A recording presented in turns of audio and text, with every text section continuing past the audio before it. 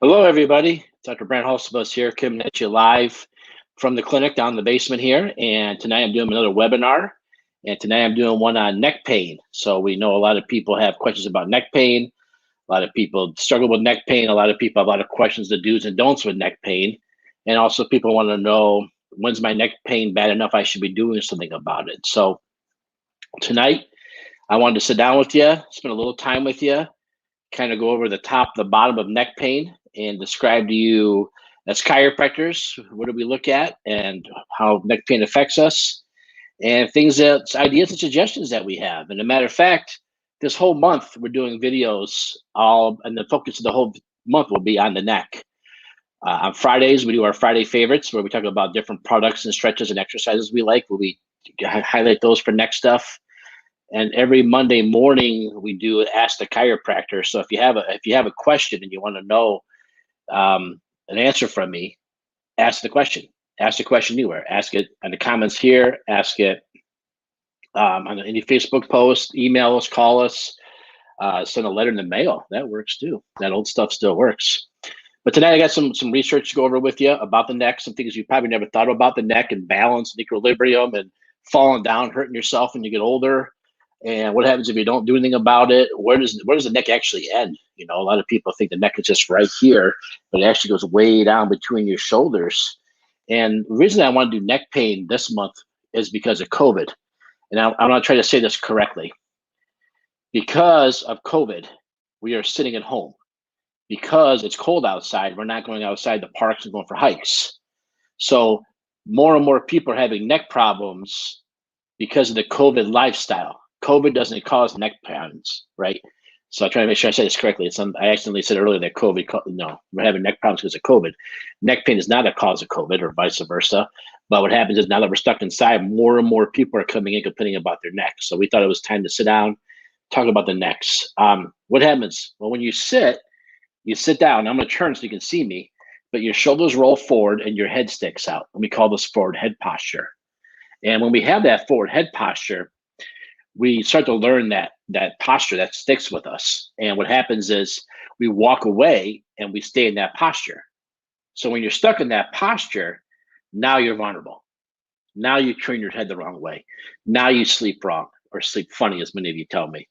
Now you set yourself up for neck pain because we created the forward head posture. Now, the forward head posture is not just from sitting. It comes from driving.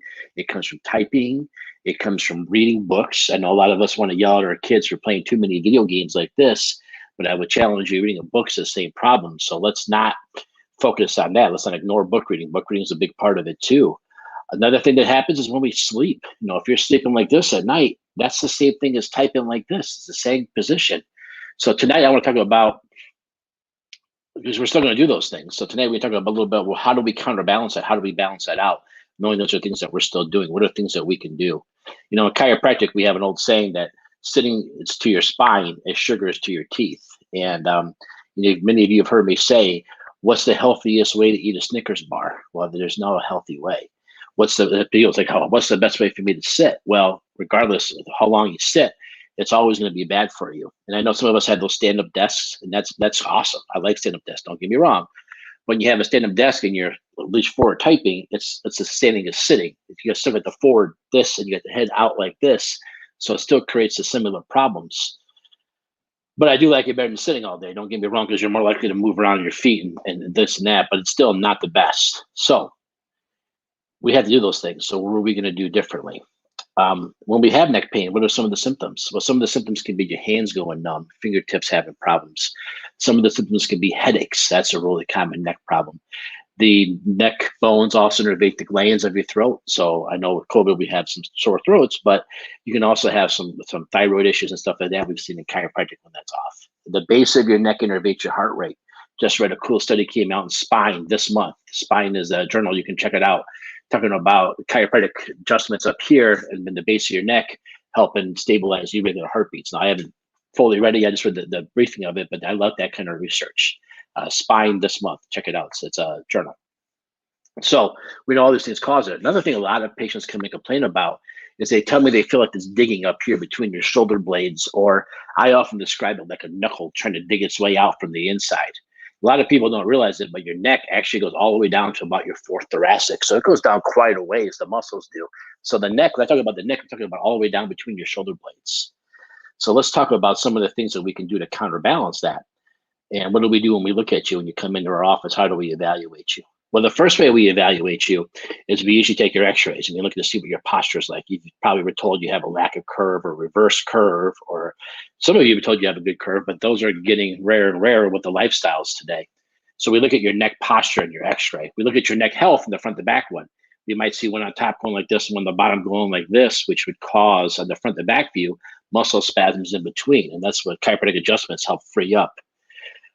A lot of you too, we look at you and we have you, we just look at you and we see a high shoulder and a low shoulder when we look at you. We also see the head tilt going on. Another thing we have is we have our tables. When you go to our tables, you put your nose right in the middle of the paper and the table brings you down.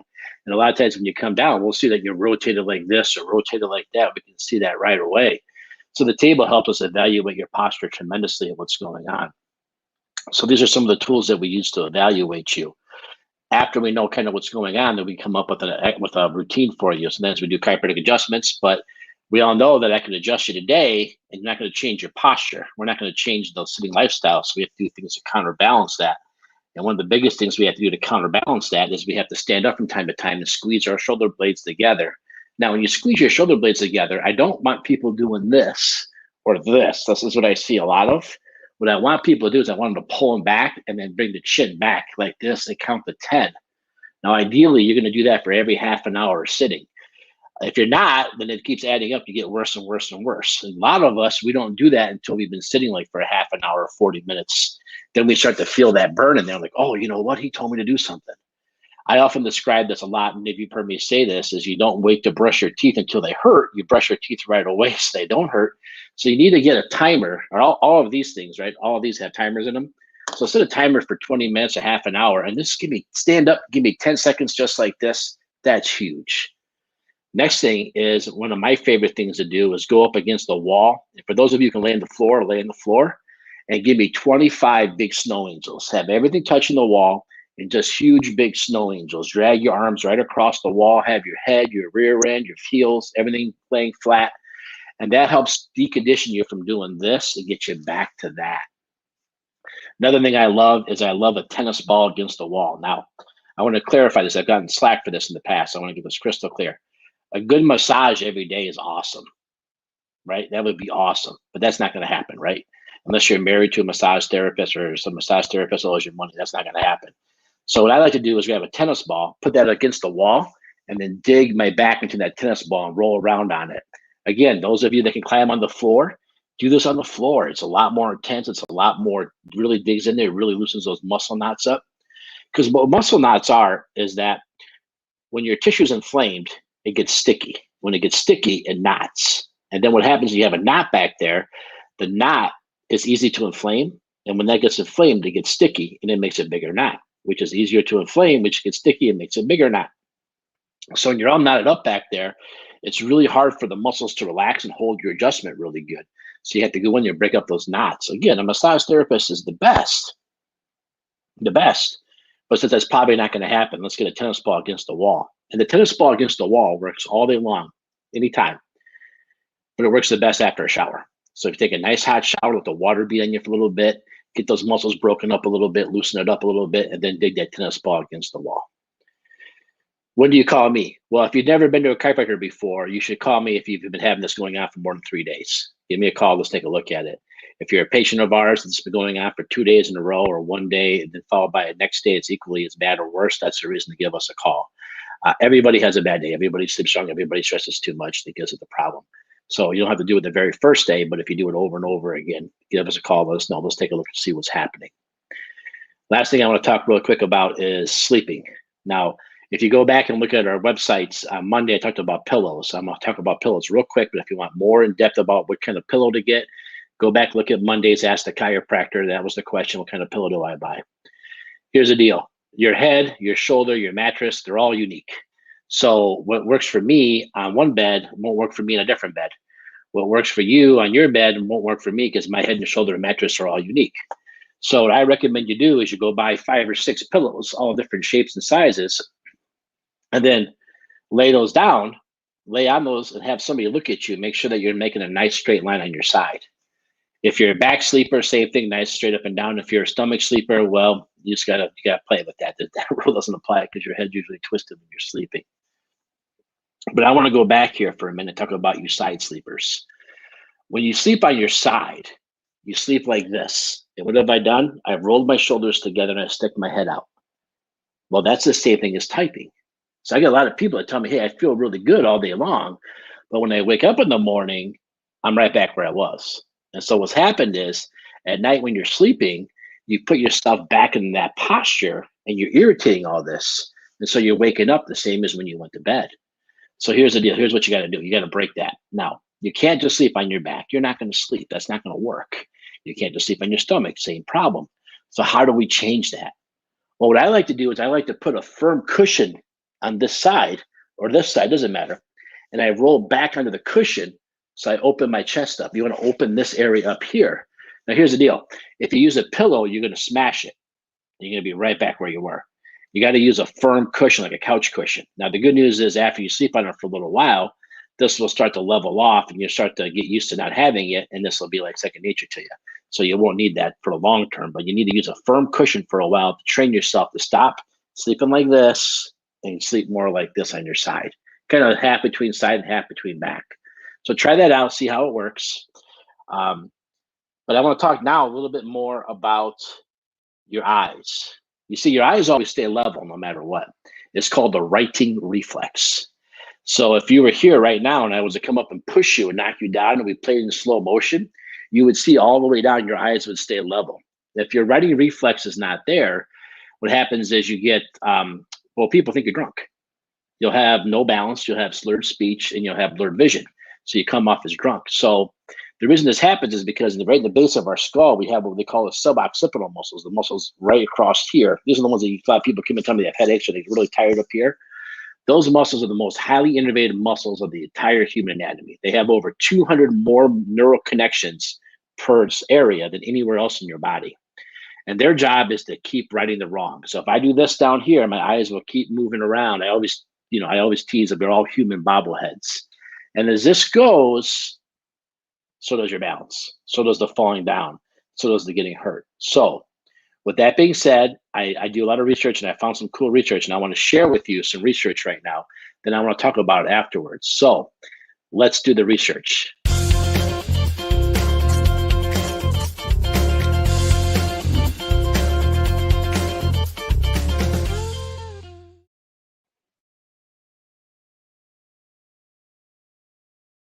Scientists know that your brain uses sensory information from your muscles and joints around your spine to help control your balance and posture, and to make sure that you're moving properly.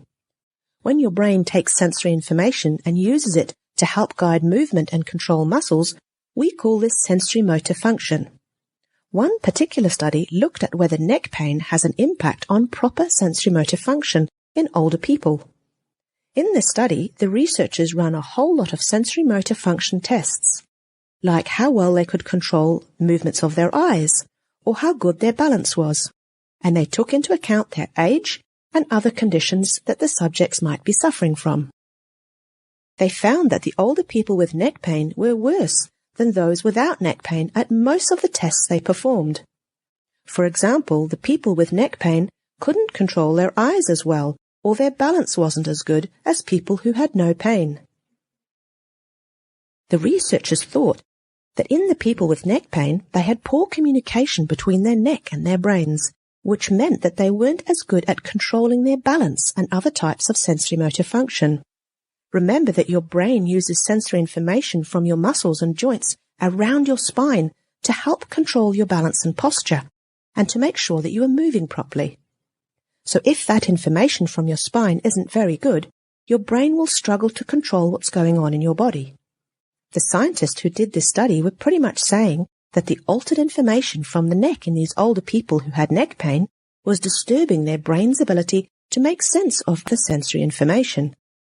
This in turn potentially affected their balance and increased their risk of falling.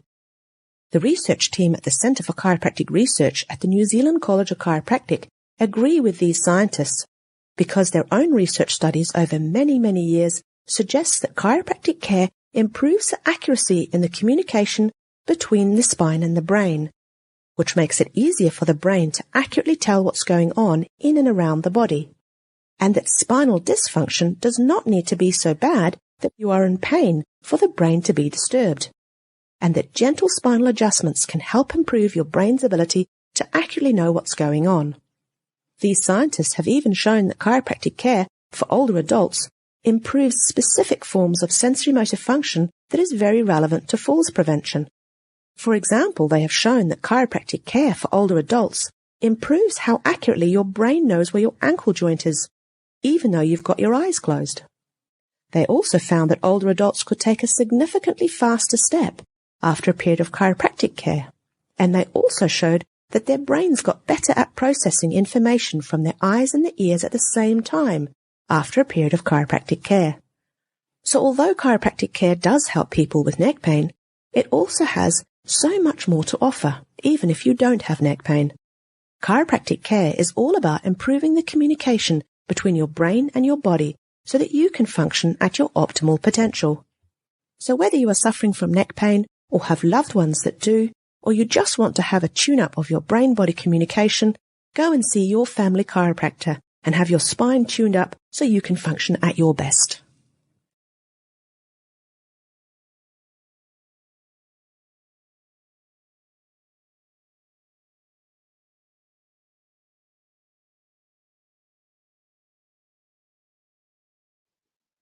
So what Dr. Havoc here is talking about has a lot to do with what we call proprioception, is knowing where you are in space and time. And we find that the neck has more of these receptors than anywhere else in the body. So what's proprioception? That's what she was talking about, knowing where your ankle is, even you can't see it. I often talk about right now, I know where my hand is because I can see it. When I put it behind me, I still know where my hand is. It's right behind me. And I know that, well, there's the focus. There we go. Because of proprioception. When you see people who are near the end of their life, when you see people who have lost a tremendous amount of their health, they have a hard time with this. They have to like look where they walk. They have to watch before they sit down, and they have to be really careful how they move. Now we've seen a lot of patients like near the end of their lives, or let's say you just had a major surgery. That's really common to see. The other thing is we know as chiropractors is that they start to get more and more of this happening. Now I first noticed this with my father. He was in practice. We had a patient who came in, and she was in her late 50s, early 60s, and we hadn't seen her for a while. He looked at her and goes, "Oh my goodness, she's in dire need. Look at her neck." And she actually passed away within 3 months of that date. And it was pretty amazing to me that he was able to see that. But as chiropractors, we do see that as the neck posture goes, that proprioception, knowing where you are in space and time, goes away too. And when your proprioception is good, when your neck posture is good, like Dr. Havoc was talking about, your body's in a state of growth and repair. So chiropractic, what we do is we try to keep you in that state of growth and repair by keeping that excess of stress off those receptors in your neck. Again, your neck is the most highly ones because that's where the head is, and that's where you try to keep your eyes level. So as chiropractors, we're always working on trying to increase that proprioception to increase your overall health. I hope that kind of makes sense. It's always weird to sit in a room here doing a webinar with nobody around you, and I can't see your expression if it's making sense. But that's what we talk about chiropractic. That's what yoga is all about, right? Yoga is all about bringing everything back and stretching everything out. Yoga is all about increasing your proprioception. That's why we're big fans of yoga as chiropractors. So there's some research on the neck, some overall health, long-term effects of having neck pain, long-term effects, obviously, of ignoring neck pain. And I hope I answered some questions tonight about neck pain. If you have any questions for me, you can actually type them in right now. They'll come across my screen, and I can actually answer those right now. One of the cool features of this. So you can go ahead and just type them in, and they'll come across my screen. If you don't, you don't. That's cool too. But yeah, so that's what we do. So again, if you come in as a patient, the first thing we'll do is we'll take your x-rays. We'll see what's going on with your alignment. We'll try to figure out what the misalignments are that's causing the pulling. We'll also look at your posture. And like I said, we could adjust you, have you in here as a patient 5 times a day, and we're not going to change your posture. That's where the chiropractor's job is to come up with custom tailored exercises and stretches for you to help with your posture. The other thing as a chiropractor, I am not a fan of is neck exercises because your neck muscles are reflexatory. I think we've covered that up and down. about how your head moves, this and that, the reflexes. So you can't exercise a reflex, right? All you can do is train a reflex or untrain a reflex. So when people come in all the time, they show me their neck exercises and they say, well, my therapist said to go like this and then go like this. So I don't understand that at all, because if this is causing all the problems, why would that ever be a stretch? And that's why I started off talking all about the shoulder stuff. The shoulders are the big movers. The shoulders are the ones that change everything. So focus on shoulders more than focus on neck when it comes to those kind of things. Now, another quick tip I'll just share with you real quick is the pool noodle. You know, those pool noodles the kids use in the swimming pools, you can pick them up for like $1. Take one of those and cut it so it goes from this bump between your shoulders. We all have that bump. Okay, I get asked about that. We all have that bump. And go right down to your waistline and lay on that. And when you lay on it, you have your head, your chin kind of back when you're laying on it, and put your arms out like this. I jokingly call it the Jesus stretch, because you kind of look like Jesus on the cross, and lay like that. And usually what I recommend you do is that you do it for 5 minutes the first night, 5 minutes the next night, then 6, then 6, then 7, then 7, then 8, then 8, then 9, then 9, then 10, then 10. You don't have to go past 10 unless you talk to us. Some of you, the bigger guys, you can go to up to 15, but come talk to us first. And just do that every night for like 10 minutes. Again, everything I'm talking about is talking about the forward head posture, from the reading, the typing, the doing everything else like that, how we counterbalance that. And again, for those of you who are working from home, when you work from home, the problem is you might have the most ergonomic desk in the world. It might be set up. You could have the best people from Palmer College come in and the top professors and design your desk and make the most ergonomic desk you ever saw. But if you're sitting there for 6 hours and you're not getting up and walking around, you're not moving, it doesn't matter how awesome it is. It's not good for you. You got to get up and move around. Set those timers, 20 minutes, stand up, squeeze those shoulder blades together and walk around.